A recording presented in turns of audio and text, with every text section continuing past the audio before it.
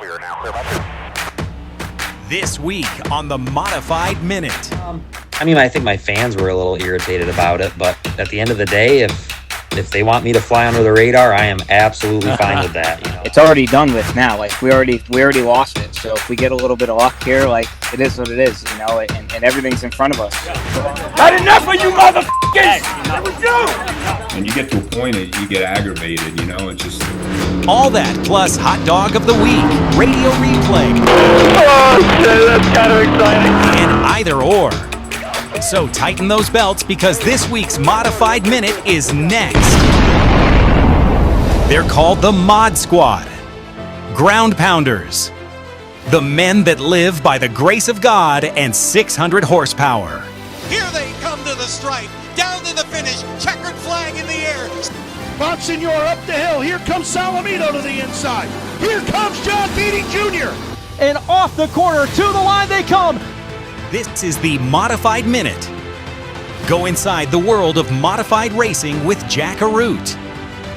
Modified Minute is brought to you by Waddell Communications, the official trackside radio supplier for the Mod Squad, by Mid-State Site Development, safety, knowledge, and innovation, by Wheeler's Auto Services, the finest in top-level service of premier automobile makes and models, by Hummel Brothers Quality Meats, 100% quality since 1933, by Hoosier Tire East, tires designed for champions, by Riverhead Building Supply, build smarter, build better, by New England Racing Fuels, New England's authorized distributor of Sunoco fuels and products, and by Ferguson Contractors, building excellence since 1925. Here's Jack. Hey, welcome back and thanks for listening. Our guest list this week includes the Whelen Modified Tour's current point leader, Stafford Speedway's SK Modified champion, a ride aboard Michael Christopher's PT Watts SK, along with a crew call with one of Modified Racing's best, whose career stretches all the way back to sweeping floors at his father's race shop over 50 years ago. And I think you'll find this week's Hot Dog of the Week selection just a little bit surprising. The Modified World's focus is on the World Series of Racing upcoming at the Thompson Speedway. But last weekend, the Smart Tour made a stop with their Southern Modifieds at Dominion Speedway. So why don't we get you up to speed with the results from that event in the Old Dominion State. Time to get you up to speed in the modified world. Up to Speed is brought to you by Mid-State Site Development. Mid-State. Safety. Knowledge and innovation. The Flying VA Classic rolled off under sunny skies and in front of a great crowd. It's time to make some noise at Dominion Raceway because the Smart Modified Tour lives by the grace of God and 600 horsepower off of turn number 4. We will go green with the Flying VA Classic at Dominion Raceway.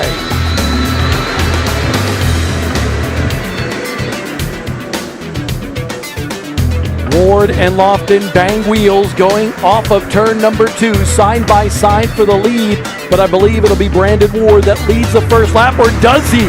So close at the line on that one. Side by side for the lead, and look at that momentum on the outside for Carson Lofton. Still 82 laps left in this one. Carson Lofton and buddy Luke Baldwin on the front row for this restart. So coming around this time, the orange and white checkered flag is out. Carson Lofton wins Bell Helmet Stage 1. Lofton fires, but Baldwin holds steady on the outside. Brandon Ward sticks his nose to the inside. Ward trying to use that preferred line to get back around Baldwin for second. Danny Bone in that blue and white number 25 trying to battle his way back. Remember, he popped the tire in qualifying. Had to start 29th contact with Will Lambrose from the right front tire of Danny Bone, and that will bring out the caution. Oh, trouble behind that. Cars everywhere and a hard into the wall for Sean McIlerney in the Tomeno owned number 99. Oh, McMurray almost jumped, double clutched it, and that'll allow Baldwin to get back to second and another Baldwin possibly to get into third because Jack Baldwin is on the inside of McMurray's 40. Two pseudo teammates, one from S&S Racing, the other the BSR house car. Oh, Baldwin way up the racetrack. Jack Baldwin as well as the 02, and Jimmy Wallace gets into the Stoke Shoes machine. Bad break for Baldwin, and you can see the driver's net on that race car kind of dropped a little bit as well. And why this is such a big deal for Jack Baldwin. He comes into this race third in the series point standings, 10 points out of the point lead. Lofton fires, so does Baldwin. And look at the right rear tire spin and contact between several race cars, including Danny Bone, the point leader, and Brandon Ward. 4 to go for Carson Lofton. We'll widen out our cameras here and show the big gap for that Shady Grady Racing team. Look at that huge lead over Jack Baldwin in second. The Lofton family has been around Southern Modified Racing for a long time. This win will mean a lot to the teenager tonight. Carson Lofton will win the Flying VA Classic at Dominion Raceway. His dad, a 9-time winner in the Smart Modified Tour, and now Carson Lofton winning a traditional race, the Flying VA Classic, here at Dominion Raceway. Now that the 26th season is fully underway, let's take a look at the major modified series and their point standings. Let's take a look at the chases for the championships. Brought to you by New England Racing Fuels, New England's authorized distributor of Sunoco fuels and products. Sunoco, the official fuel of NASCAR. A pair of podium finishes in the first 2 races has put Tyler Rypkema on top of the early Wheelin' Tour standings with defending Wheelin' Modified champ Austin Beers just 2 points behind. The remainder of the top 5 are Patrick Emmerling, Martinsville winner Stephen Kopsick, and Eric Gooddale. Next up for the Tour is this weekend's Icebreaker 150 at the Thompson Speedway, Motorsports Park. In the Smart Modified Tour, Jack Baldwin takes the top side, followed by a tie for second between Joey Braun and Ryan Newman. Danny Bone is fourth with a tie for fifth between Will Lambros and Brandon Ward. The Monaco Modified Tri-Track Series kicks off their 2026 campaign this weekend as part of Thompson Speedway's Motorsports Park Icebreaker Weekend. Well, thanks to Mother Nature, it might have taken 2 days for the Wheelin' Modified race at the Martinsville Speedway, but when the checkered flag waved, Tyler Rypkema came home with a strong third-place finish in his Old Blue Bowler number 3 and took over the early lead in the 2026 champion standings. He is in this week's Racer Spotlight. It's Racer Spotlight time on the Modified Minute. Racer Spotlight is brought to you by Riverhead Building Supply. Build better. Build smarter. Well, joining us now is a guy that is really starting to make waves in the modified tour ranks. Ever since he teamed up with Old Blue, he has been on a tear, and right now he has backed up a couple of, well, what we would call podium finishes with, I would say, in my humble opinion, an awful lot of people looking over their shoulder saying, we need to look out for Tyler Rypkema. He joins us now here on the Modified Minute. Tyler, it's been quite the run. First at New Smyrna, and then you back it up when you finish on the podium at Martinsville Speedway. What accounts for this newfound muscle that you and Old Blue and the Bowler team are exhibiting? I mean, it's a lot of time together, I think, is part of it. You know, we've had a full season together. We started to get the ball rolling last season, you know, obviously with the big win at New Hampshire. You know, a lot of me stepping back also and trying to be smarter and not make mistakes and know when to be aggressive and when to take it easy. And again, just time together, you know. Scott and Greg are getting to know me better. I'm getting to know Scott and Greg better. I'm getting to know a BRE car better. So a lot of that just has to be time. And yeah, I think it's really, we're really gelling well together between Scott, Greg, and you know, my crew chief from the 32, Zach Truesdale. And yeah, we're really starting to come together. I want to go back to New Hampshire where you scored your first career victory 1 year ago, and it was unconventional at best. What do you recall about that win? Yeah, I mean, most of that race, I was running second to Justin, or, for probably more than half the race, I was second to Justin, and very content, running second to him. I didn't have any desire to go out and try to lead a bunch of laps and, show my hand, I guess. Yeah, it was unconventional. Looking back, I was nervous as all get out, knowing that, hey, I'm saving this for the last lap, and if I screw up, you're not going to win this thing. Off turn 2, can he make a move for the victory? The block. Bonteneur drives right down to the inside lane of the racetrack. He can't go any lower. Here comes Rypkema on the apron through turns 3 and 4. Out in front, off turn number 4. Checkered flag in sight. And off the corner to the line they come. They make contact. Rypkema into the outside wall, but he takes the checkered flag. Coming to the checkered, just not knowing if Justin had a pusher.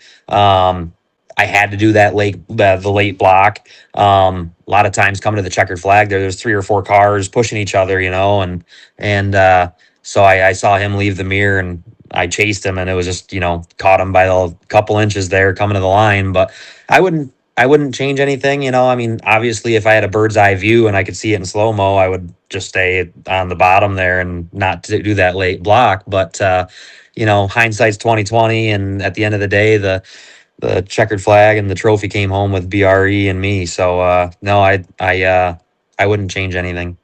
That victory is added to a long list of over 300 victories that Bowler Racing Enterprises have won in the modified circuit, going all the way back to the 60s, 70s, and 80s. You've joined a pretty elite group of drivers that have wheeled Old Blue. Yeah, I mean, absolutely. The list is endless. Teddy Christopher, Fred DeSaro. I mean, it's Bugsy Stevens. I mean, it is just absolutely absurd. The amount of drivers that have drove for the 3 team over the years and the accolades that they have brought to that team and what that team has brought to them.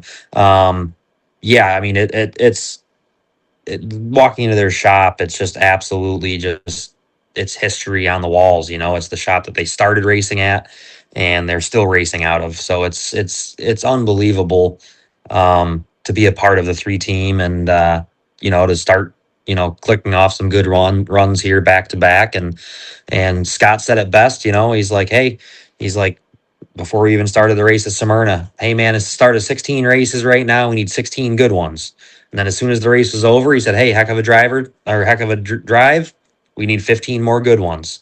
And then as soon as Martinsville was over, he said, heck of a drive. We need 14 more good ones, so we're not, it's way too early to be staring at the points and everything like that. I could, honestly, right now, I could care less where I'm at in the points. It's good to be up there, but I'm not going to sit here and be content. I need to be smart, be aggressive when I have to be, and we have to keep backing up and keep running these top 5s, have top 5 speed, and I mean, at the end of the day, it seems like that's what you have to do to be a contender at the end of the season is you have to top 5 the heck out of everybody. What's your take on this new American racer? You now have 2 races under your belt with the team and with that new Dr. Feelgood. Everybody says it's different, but it looks as if it's got a longevity to it that maybe heretofore with the old Hoosiers, the drop off was pretty steep. What are your feelings about this switch to the American racer? Yeah, I mean, the switch, it adds a new,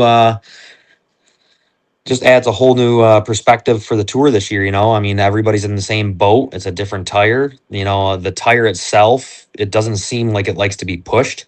Like if you, load up the right front a little too hard, it's going to get tight on the right front. If you're trying to really get a good drive off and you're a little aggressive throttle off, it's going to load up on the right rear and it's going to get loose. But as far as the fall off, yeah, I mean, I believe we pitted around lap 150, I think. And that was our first set of tires for the race. And, I had started struggling, don't get me wrong, but, yeah, you would have never dreamt of going 140, 150 laps on a set of Hoosiers. You would have been, you would have been a sitting duck. So it's different, that's for sure. And they do have a shelf life. It just seems to be like double what a Hoosier used to be. Let me go back to the Martinsville race and FloRacing's coverage of such. In the end, they interviewed the winner, second place, fourth place, and even fifth place. Absent from the roster of interviews was you. When you got home, how did your fans react to that absence? I mean, I think my fans were a little irritated about it, but at the end of the day, if they want me to fly under the radar, I am absolutely fine with that. I'm not huge at interviews or, this kind of stuff. If it happens, it happens. I'll never turn down an interview. But at the end of the day, I'm perfectly fine with flying under the radar and just letting my on-track performance speak for me. Is the bowler racing? Oh, go ahead. Sorry. Yeah, no, I do want to back up though and say, I have FloRacing does an outstanding job I agree. for the I modifieds. Agree. 5 stars. Yep. I absolutely. And what they bring to the tour and what they bring to modified racing and short track racing in general is absurd. And you look back, 10, 15 years ago, and I think what they've brought to the table for short track racing and modified racing in general, it's they've been amazing. So absolutely no ill will toward them whatsoever. I understand, the time crunches they're under. MRN was giving me an interview. They had to get to victory lane. It was just a timing thing. Oh, wait a minute. That's what most people didn't realize. So the camera crew came to you, but you were giving MRN an interview. So they moved on. And as you say, with the time crunch, because the victory lane had been set up. So it was an act of omission innocently because you were busy dabbing with someone from the radio. Yeah, exactly. It's like I say, it was a timing thing. Yeah. There's no, Ryan Flores. He came over to me afterwards, before all this, crap went off on Facebook and everything, and he said to me right after the race, "Hey man, sorry I didn't get to you. We MRN was in your window there when we were coming to you, and he's like, we had to go get to victory lane. So he's like, we hit what we could, and we turned around, and you were still busy, and we had to go." And I'm like, "Hey, it's no problem, man. Ryan's always been good." And I was on stacking pennies with Ryan, and like I say, it is what it is, But like I say, at the end of the day, I am fine with flying under the radar and just letting our on-track performance speak for us. You like being sneaky, huh? I guess so. I want to go back to the 3. Are those cats, do they operate old school? And I think you know what I mean, old school. They've been at it for so long.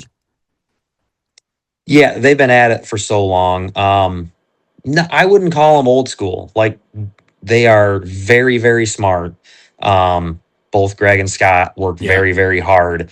The budget is not what you see for a lot of these other teams, like they do their own chassis and they still, love building and fabricating their own cars. And, their cars handle awesome. Old school in an essence of, hey, they're still building all their own stuff, which is unbelievable. And that's my point. You're not going to, you're not going to Troyer. You're not going to LFR. You're not going. Correct. And especially in an environment where this year, the Wheel and Modified Tour, every chassis has to be approved, whether it's home built, as a case of Bowler, or coming from one of the manufacturers. So I say good on them. That's what I meant by old school. Yeah, absolutely. And, it's been approved by NASCAR, obviously. And I took about as hard of a hit as you could take at Wilkesboro last year and, was able to get out of the car and I was fine, So that's a testament too that they're safe as well, they've been doing it so long, man. And I think it gives a strategic advantage, all these tracks we go to, they've got a notebook, they've been there, they've tried stuff there, and when it comes down to the chassis itself, if they want to try something, they can fabricate it and we'll try it, they're not going down to Fury or something and saying like, let's try this or do this. And then, it ends up, you forget about it, No, like I say, I can't say enough about everything that they do and their ingenuity there and their work ethic is, it's unbelievable. These guys, how hard they work. Next up is the icebreaker, Thompson, and the high banks of 5/8 of a mile in distance. How excited are you to get A, back up north, and B, hit those high banks where the speeds are incredible? Oh yeah, no, I'm excited. I mean, Smyrna is obviously really fast as well, and so no, I'm excited to get back up to Thompson and have a good showing, and like I say, we've got to have 14 more good ones. So we just got to keep our momentum rolling here, keep the cars all straight and clean, and we'll see where everything shakes out in another 14 races. And after Thompson, we're all headed to Oxford Plains. I don't even think you were born the last time the Modifieds raced at Oxford Plains. So, Yeah. how are you going to get ready for that? Are you just going to go in new, or are you going to try and get on iRacing? What's going to be your battle plan when you hit Oxford?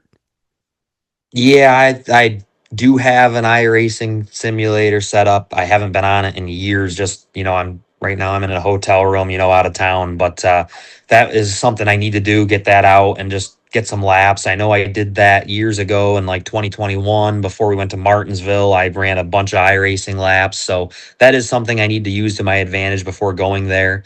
The 3 team has been there and not in a tour race, but a modified race recently with Jake. So, and they had a car that was really good. So, yeah, I mean, we have a notebook going into the racetrack, and it's just going to be the fact that I've never raced there before. I've never even been on the property before. So that's going to be a learning curve for me. But like I say, we're going to show up with our 8 foot forward and, show up prepared and do everything we can and put 110% on the track. As you alluded to, you're coming to us after a hard day's work out of a motel room. How many days a week are you away from home? Depends on the week, usually Monday to Thursday or Friday, I'm out of town, coming home. And if it's a race weekend, a lot of times we're just jumping in the truck and heading to the race. And it's usually anywhere between 2 and 3 nights a week. If, we're not racing, if we're racing, it could be one night. Well, listen, we wish you the best of luck. Can't wait for you to get up to Thompson. And it's good to see you put Old Blue back in the spotlight in the Whelen Modified Tour. Absolutely. I'm just glad Old Blue put me back in the spotlight on the Modified Tour. It's all the thanks goes out to those guys. One of the great things about the modified racing community is the passion and the love for it is passed from generation to generation. And that's the case with this week's Crew Call guest. Time to drop in at the race shop and get the inside dope from the guys who twist the wrenches. It's Crew Call, brought to you by Ferguson Contractors, building excellence since 1925. Well, today's racing spotlight shines on a guy who traces his legacy back to Bellport, New York, where his dad, the late Tommy Baldwin, was one of modified racing's top shoes.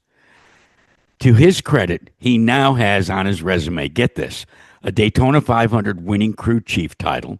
He serves as the director of competition at NASCAR's Rick Ware Racing, and he fields some of the most potent modifieds on the circuit today. And lest I forget, he has 2 sons that are absolutely hot modified drivers. We're talking about Tommy Baldwin Jr., who's in the house. TB, thanks for joining us here on the Modified Minute. And finally, we come to this week's Either Or. I thought you'd like to hear from a guy with 50 years beneath his belt roaming the pits. He shared his story earlier in this episode, but now we put Tommy Baldwin back into the hot seat. With your resume as long as it is, I guess we got to end this interview before we can even start it. Can you stack anything else onto your credits there in what you've done in your career?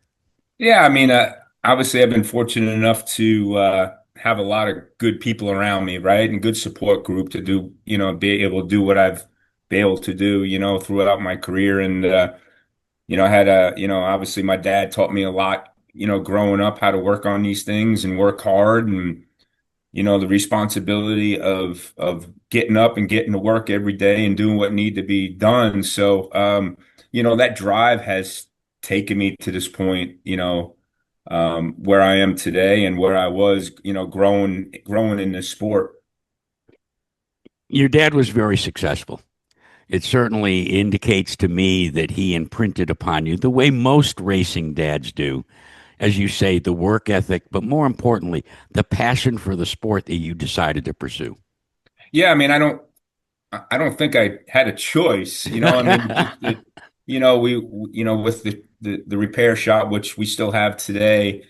If I wanted to see him, I had to be there. And I started working at the shop, at the repair shop, when I was 8 years old. I mean, we had 2 gas pumps, and I started pumping gas and checking people's oil. And next, I was sweeping floors and wrapping up extension cords and air hoses. And the next step was cleaning the race car the right way. And then the next thing was picking up wrenches and starting to work on them. So I had the opportunity to start very early, but yeah, I had to want it, I guess, back then. I just wanted to be there. I wanted to be around my dad. I wanted to be around, all the guys that were there helping out, and believe it or not, couple of the guys are still helping me today.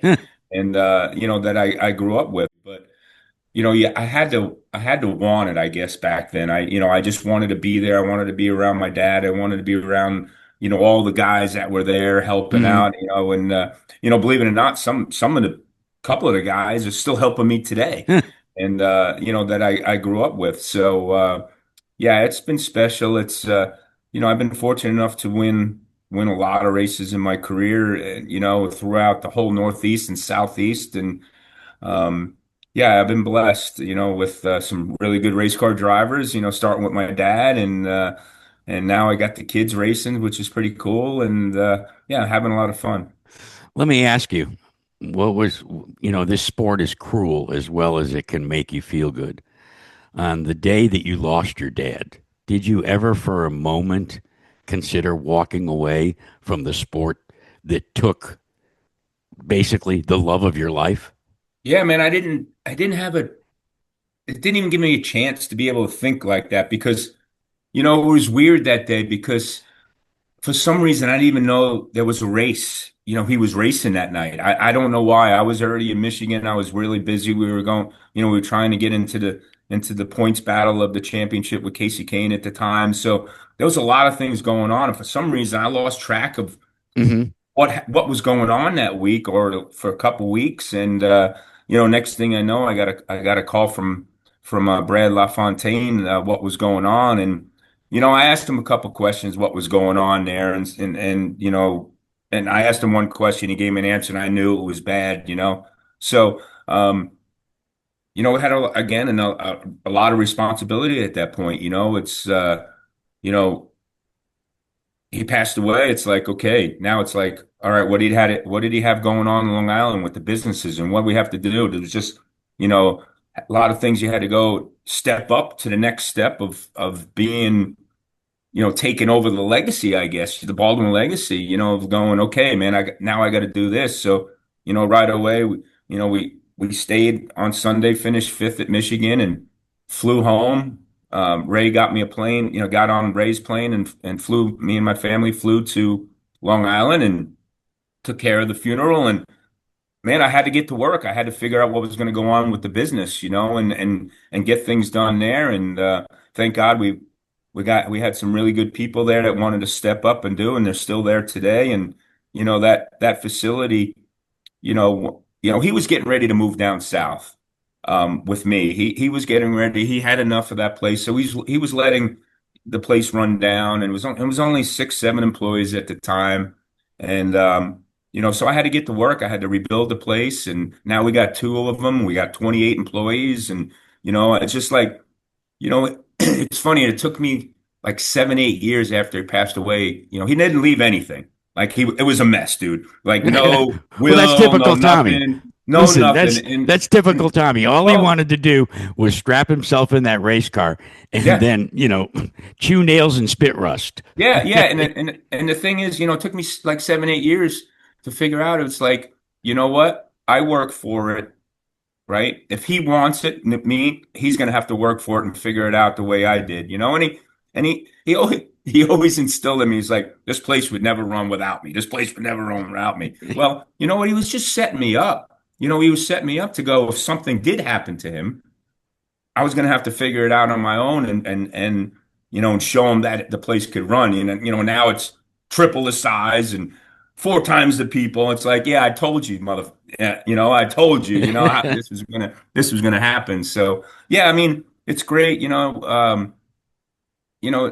just all the stories, you know, everybody always, you don't go to any racetrack still to this day without somebody talking about my dad. Probably the most telling moment I remember was the running of the first and only Stafford 300. Your dad was running in the top 10, and I forget who he tangled with, but it was a horrific crash. And he was stopped on the backstretch along with the rest of the field under a red flag.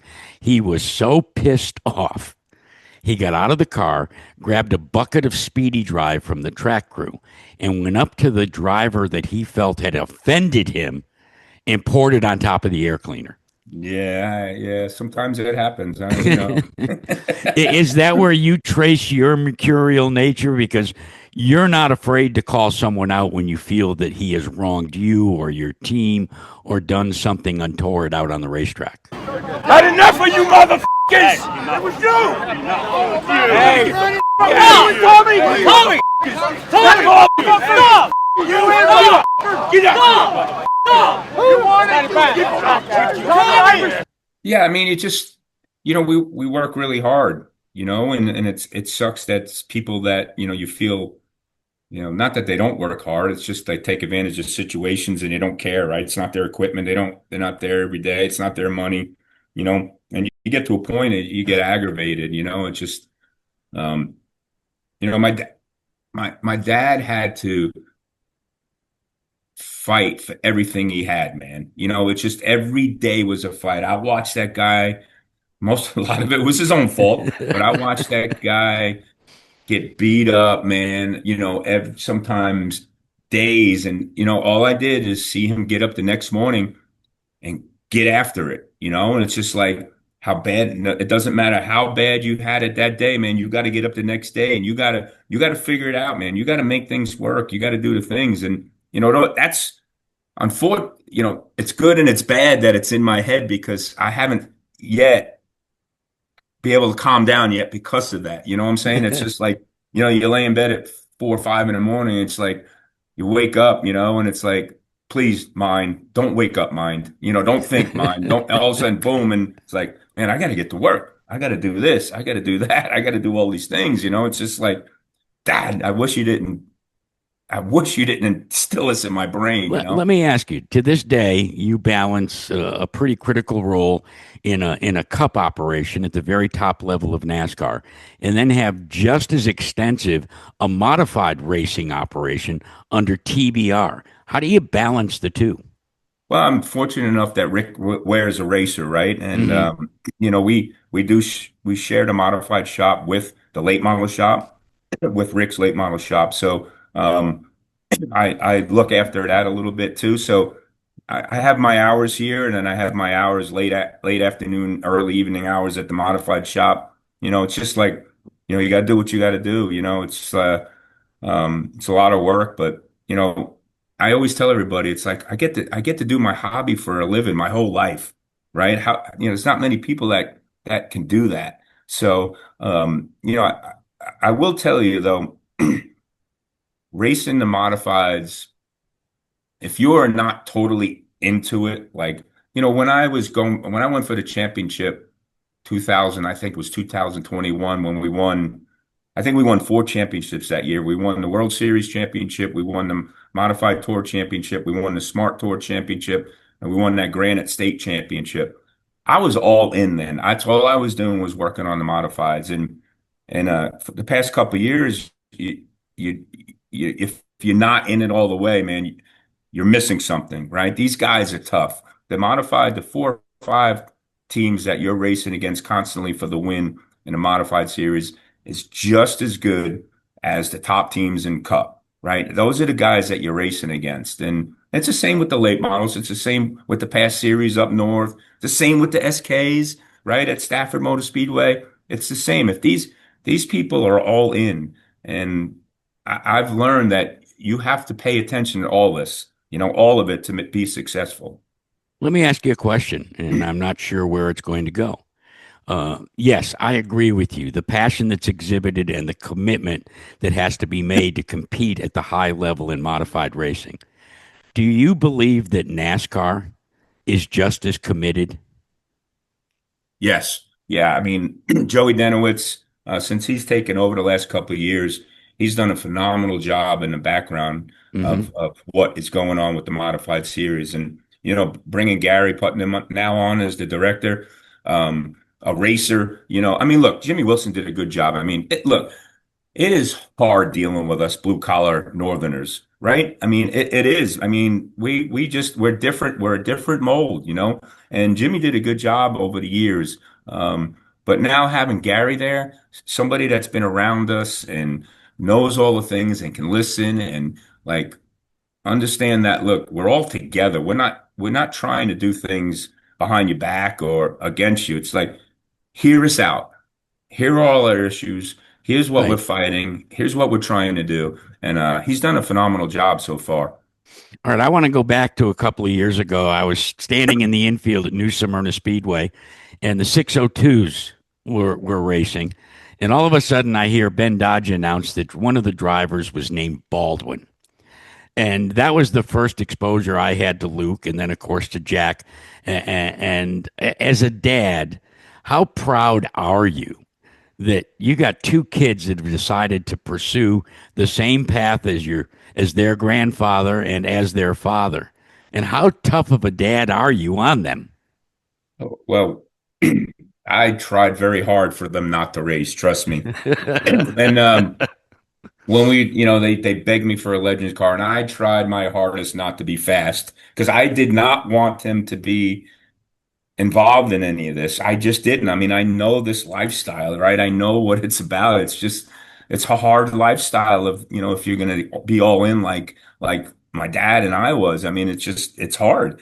And, but once we got in that they got in that modified, it was like, all right, let's just give it a shot. Well, kind of know what to do with those things a little bit. And next thing you know, we show up at New Smyrna, and I'm not, look, guys, just go out, have some fun. I mean, right off the bat, he's winning races, and I'm like, now I'm in the biggest trouble I probably ever been in now. And it's just like, it's like not only, I have my jobs, and now I'm trying to navigate Luke's career, right? And trying to, Jack drives for me, and then Luke drives for somebody else, and I'm trying to navigate Luke's career with the trucks and the O'Reillys and late models and everything that's going on. It's like I got like 4 full-time jobs right now, it's just like, when is it going to stop? I'm almost 60 years old, it's like, something's got to stop.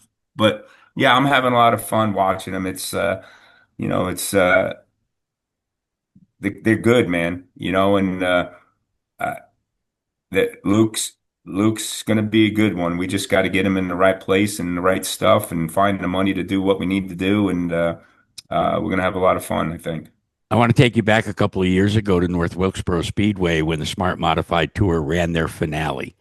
And he was in the hunt to win his first Smart Modified title.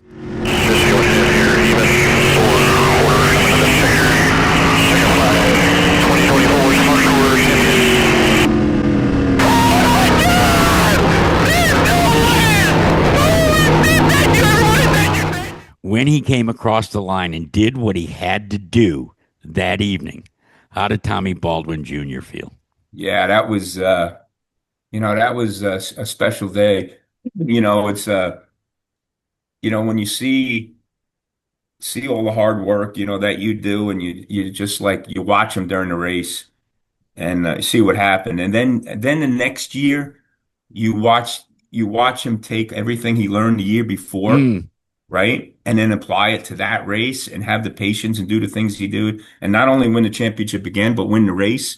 It's like, okay, he's getting it. He's paying attention. He knows, he knows what's going on. And, Jack's believe it or not, up until last year, Jack's won more races than Right. Luke did, but Jack just didn't get at the time the opportunities to do what he needed to do, and so he's a little bit behind now. But we're going to catch him.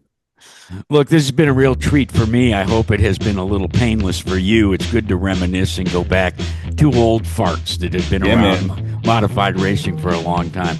We wish you the best of luck in the 2026 campaign and appreciate your being with us here on the Modified Minute. Thanks, man. I appreciate you having me on. Over the last 40 years, the technology used for in-car cameras has resulted in their use no longer being restricted to the upper tiers of racing. Back in the day, as they say, they were heavy, bulky, and had a price tag in excess of $100,000. Now, almost every short track racer mounts a GoPro camera that costs less than $100 and takes it to the track. Fenceline Films on YouTube sent us this week's On Board with 2 angles. It's time for Radio Replay. Radio Replay is brought to you by Waddell Communications, your Northeast trackside dealer for radios and repairs. This week, you ride along with Michael Christopher Jr. in 2025's TC13 at the Stafford Motor Speedway. Footage provided by Fenceline Films on YouTube. Yeah, be ready. Ready. Everybody go. Side by side with the front. There you go. Outside 76. Clear the 76. Now just do the 75. Half off with the 3-year lane.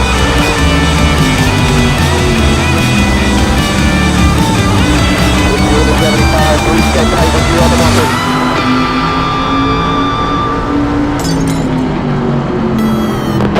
Still out there. Still their door. Bumper. Still up there. Hanging up there. Still there. Clear.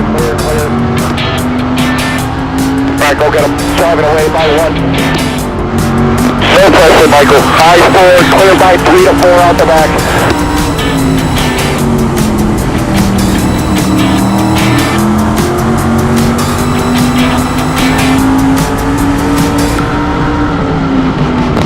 You in the 71, he is clear for a cross. Watch cross. Drove into the back of you by half.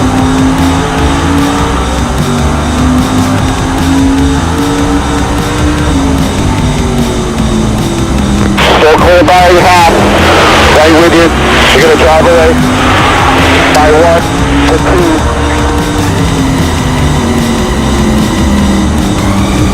Coming back to halfway right here. Halfway. Still clear by 1 back to the 71, just you and the 85. All clear.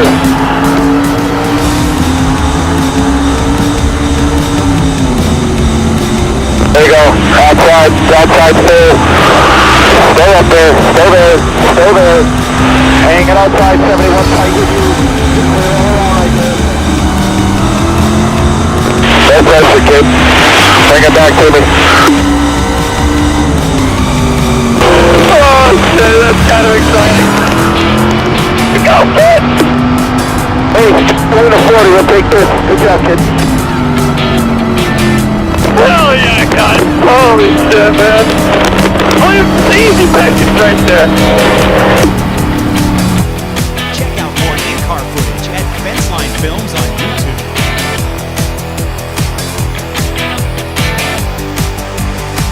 Christopher, if you recall, finished second in Stafford's SK Modified standings in 2025. The man who took the crown? Well, he is the subject of this week's SK Soundings. This is SK Soundings. News from the SK Light, and 602 Modified world. Brought to you by Wheeler's Auto Services. The finest in top-level service of premier automobile makes and models. Specializing in European, Japanese, and domestic vehicles. Listen, before we talk about your run to the 2025 championship at Stafford, tell me a little bit about your racing journey. Well, my dad used to race. he got into racing with my grandfather back in, I think, the early 90s. And they had Johnny Cambino drive the car.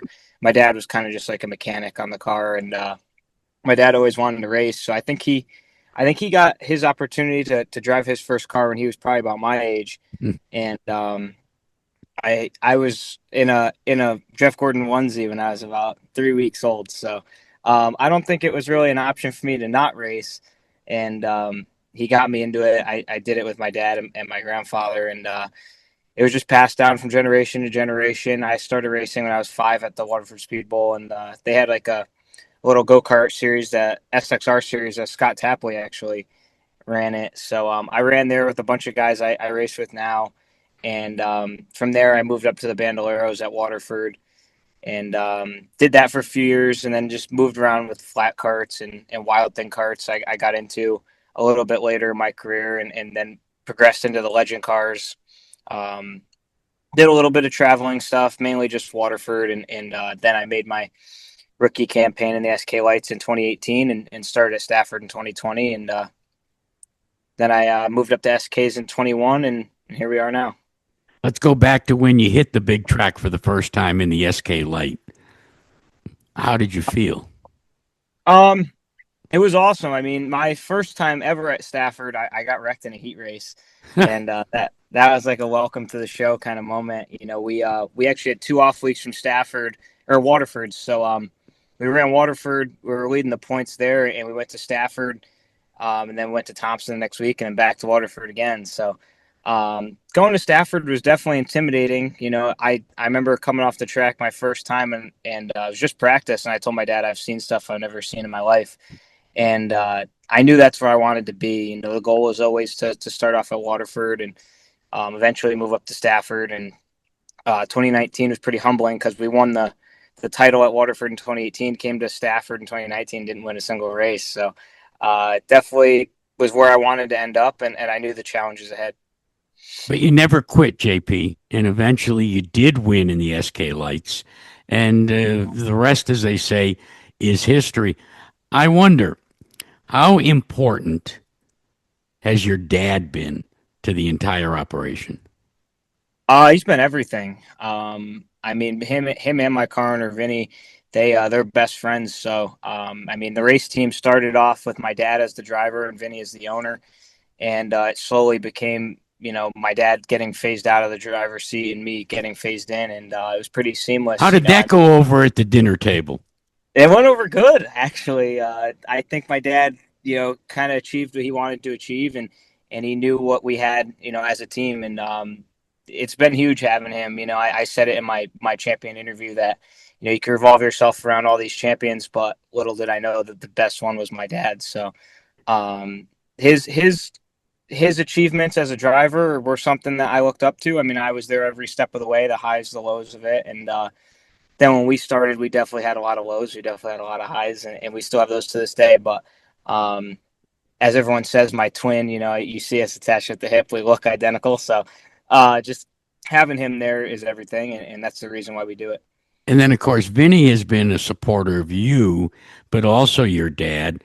And Mr. Reuter's been on the sides of the cars all the way back to when you were running Legends cars.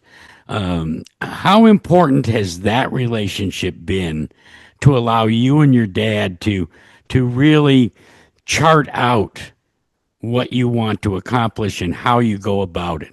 Having Vinny at your side, and as I understand it, he played a crucial role when he suggested in the off season that you guys go out and get a new car.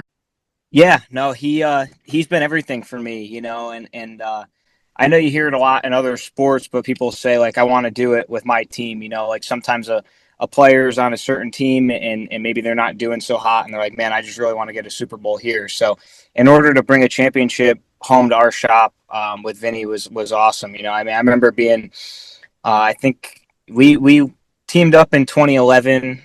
So I was 8 years old, and, you know, he saw that I wanted to move up to the Bandolero division. He was there for my very first win. And I remember that day he was like, we're going to build something special here. And I remember I have pictures actually sitting in my dad's car. And I remember him taking them, and he's like, this is going to be yours someday. And, you know, obviously at the time you're like, whatever, you know. And then I ended up actually winning a championship with that car. Then 2020, after 2019, we had a really, really tough offseason where I lost my grandfather, and we just came off a really good year. We went to Stafford and we went winless, and Vinny was like, listen, like, I'm coming back, have your back fully, and whatever we need to do to win races, let's go. So we went out and got Marcello Rafano's car. We won 5 races that year, and after Champions Night, we won Champions Night. I remember him coming up to me, and he's like, it's time to go up to the SKs now. So whatever you think we need, let's go do, and that's just the kind of guy Vinny is. Just to me and my family, he's not like a car owner. He's not a sponsor. I mean, he's my family. He's at the dinner table with us Sunday. He's in the shop with us during the week. He's at the track hauling the trailer. I mean, it's really special what we have, the 3 of us. And, it's always, he sees the work we put in, and we try to keep his stuff as nice as possible. But, like I said, it's not a partnership. It's a family that we have. Well, let's talk about the chase for the championship in 2025. Started out the season, and it was, well, let me paraphrase Charles Dickens. It was the best of times, and yet sometimes the worst of times.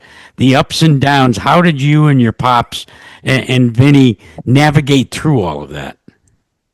Yeah, I mean, it all started at Thompson. We went and we won the Icebreaker there, and then we won the Sizzler, obviously, at Stafford. And Jonathan Puleo looks to be a household name in the SK Modifieds. Puleo leads him off turn number 4. Checkered flag is out. It's Jonathan Puleo for the win. So right there, you're like, okay, well, this is great. Yeah, you're on a roll now, man. I remember the second week of the year, we had the best car, and the yellows just weren't falling my way. We ended up second in that race.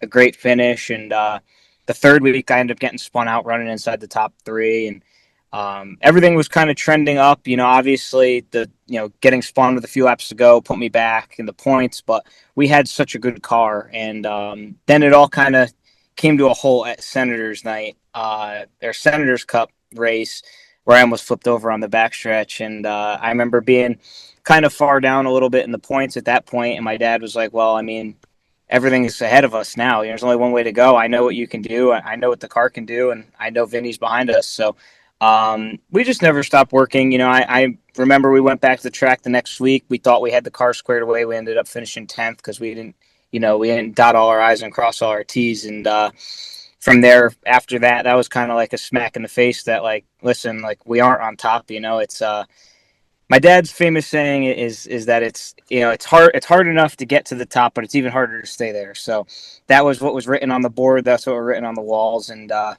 the end of the day, we just never stopped charging.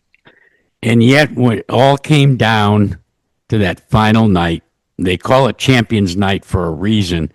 And you had been in the points lead, then you lost the points lead. And then going into that final night, you were going to need a little help.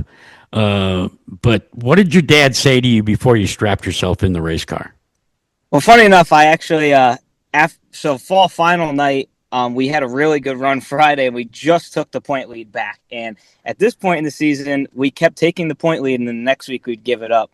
So I took the point lead Friday night. We had a top 3 run. We went there Saturday, and we were out to lunch pretty bad. And I think we finished like 11th or 12th. And, obviously emotions were pretty high, and I remember, Vinny and my dad, we actually have a picture of us 3 right before I went out on Champions Night, and I remember them saying, like, listen, like, it's already done with now, like, we already lost it, so if we get a little bit of luck here, like, it is what it is, and everything's in front of us. Like, go out there.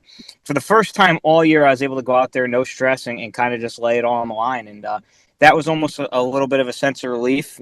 I knew we needed some help. Obviously, I would like to not be in that position again, but my dad, pulled me aside right after fall final Saturday and said, "Listen, you keep bringing up how every time we take the point lead, you give it up. Well, guess what? There's only 1 week left, so go get it this week, and then there's not a week to give it away." And like I said, my dad's big on putting messages on the board, so that's what we lived and died by. And I knew Vinny had my back. I knew my dad had my back. And we talked about it right up to the second we got in the car. And luckily it all worked out. For Mikey Flynn, championship hopes may be up in smoke in turn 2.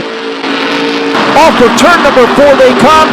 Michael Christopher Jr. picks up the win here tonight. Jonathan Puleo crosses in 5th, and that's good enough to pick up the track championship here for the SK Modified. Now the big question is, as we get ready to embark on 2026, can JP, Vinny, and your dad score a double, do it again?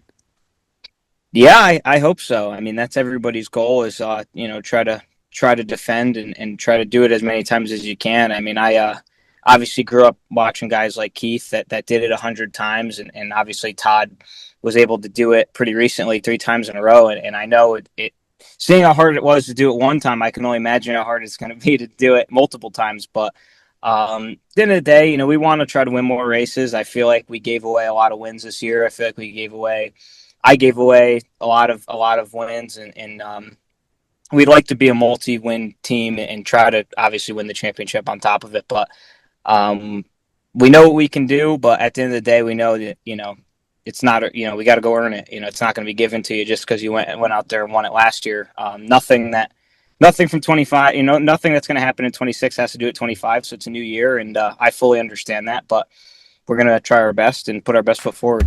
Well, we appreciate your visiting with us today and wish you the best of luck as we get ready to kick off the season here in the Northeast. Absolutely. Thanks, you guys, for having me, and see you guys at the best race in spring. This week's Hot Dog of the Week comes from the Smart Tour and a driver that raced a modified for the very first time in his career a few weeks back at the South Boston Speedway. Coming back to Sobo some 30 years after the track launched his NASCAR racing career. It's now time to reveal this week's Modified Minute Hot Dog of the Week. Someone who stood above the rest. Brought to you by Hummel Brothers, Quality Meats, the top dog in modified racing. 100% quality since 1933. Sadler checked that box when he showed up at South Boston Speedway to drive his brother's S&S Racing Modified in the King of the Modifieds event. Series winner, Elliott Sadler! After a difficult qualifying effort put him near the back of the pack for the start, Sadler quickly adapted and found himself moving forward. There were a couple of tangles that slowed Sadler's progress, but he eventually cracked the top 10. Then, the top 5, locking down the 5th spot at the finish. No question, Elliott Sadler quickly learned the art of modified racing, and for that, he earns this week's Hot Dog of the Week. And finally, we come to this week's Either Or. I thought you'd like to hear from a guy with 50 years beneath his belt roaming the pits. He shared his story earlier in this episode, but now we put Tommy Baldwin back into the hot seat. It's Either Or, where our guest must choose one or the other. Presented by Hoosier Tire East, where we fuel passion, pride, and success with our tires designed for champions. Well, joining me now to participate in what has become, something that could go sideways very quickly. Either Or is Tommy Baldwin Jr. Are you ready, TB? I don't know. Depends on what you're going to ask me. Well, we start with simple questions, and you pick one or the other. Let's start with this one. Either porterhouse or filet mignon? Oh, filet mignon. Why? It's just better meat, man. It's just, I love, steak's my favorite meal, but I'm a small piece, 6, 8 ounce, 9 ounce steak and big old baked potato, and let me get after it. All right, this one I really wanted to know from you. Either old modifieds or new era modifieds? I don't think that makes a difference. I just think the people have made a difference. I think that, again, it's hard to say that because I've been around a long time, right? And I've seen different styles and different parts, and looking at my dad's coupe, it's in my shop, my dad's coupe, and got it up on ramps, and it's nice and shiny, and the other modifieds there, and the difference. But the big difference is the people, right? Is the guys that drove it, the guys just, if you think about it, man, they didn't know any better. You look in them cars, what they drove, right? It's like, how did they drive these things? I'd need a tetanus shot to get in some of those old coupes. Oh my gosh, it's crazy. And the cars today are so much safer, right? So, do we wish we could bring a lot of those drivers back and get in these cars? Absolutely, right? If we could see that. But man, there's a lot of good race car drivers now too. It's just a different era.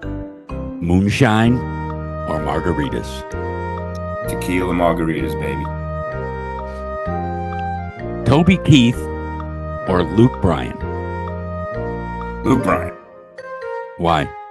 I like his music. He's got a little rap into it. A little smoothness to it. I'm not a big country style guy. And Luke's a little bit diverse. And finally, and this is like Solomon-esque in many, many ways. Your son Luke or your son Jack? Oh, that you can't ask me that, dude. Come on. It is an unfair question, isn't it? It is. That's unfair. I mean, it's just like I'm hoping pretty soon to get in different divisions, so I don't have to worry about that anymore. Then I can go for both of them, But right now Jack's driving my car, so he's third in points in the Smart Tour right now, and I'm going to say Jack right now in the Smart Tour. Tommy, we appreciate your visiting with us and playing this game called Either Or. Thanks, man. I appreciate it. Was that a jam-packed show or what? Many thanks to this week's guests, Tyler Rypkema, JP, Jonathan Puleo, and of course, Tommy Baldwin Jr. I'm Jack Arute, hoping that you will join us next week for yet another episode of the Modified Minute. This has been the Modified Minute.